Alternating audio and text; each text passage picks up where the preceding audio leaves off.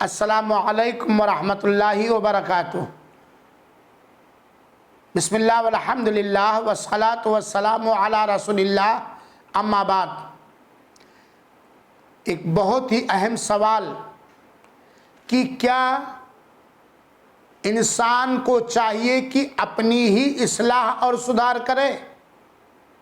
اس کا جواب یہ ہے کہ انسان کو چاہیے کہ اپنی بھی اصلاح اور سدھار کرے اور اپنے اہل و عیال، بیوی بال بچوں کی اصلاح اور سدھار کرے اور حسب طاقت پوری انسانیت کی اصلاح اور سدھار کرنے کی کوشش کرے۔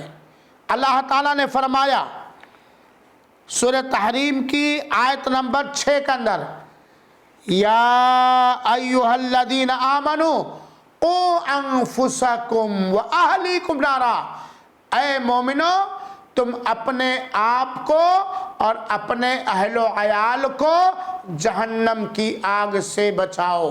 اس آیت کریمہ میں اللہ تعالیٰ نے ہمیں اپنی اصلاح کرنے کی اور اپنے اہل و عیال کی اصلاح اور سدھار کرنے کی تعلیم دی ہے اور اس کا ہمیں حکم دیا ہے۔ اور اللہ کے رسول اکرم صلی اللہ علیہ وسلم نے فرمایا ایک حسن روایت کے اندر کہ ان اللہ تعالی سائل کل راع مما استرعاہ احفظ ام ضیع۔ اللہ کے رسول اکرم صلی اللہ علیہ وسلم نے فرمایا کہ اللہ تعالی ہر اس آدمی سے سوال کرے گا اپنے پبلک رعیہ اور ماتحت کے بارے میں جس کو کسی کو اوپر حاکم یا راعی بنایا ہے کہ اس نے اپنے رعیہ کو، اپنے رعایا کو، اپنے پبلک کو، اپنے ماتحت کو ضائع اور برباد کر دیا یا ان کی حفاظت کی۔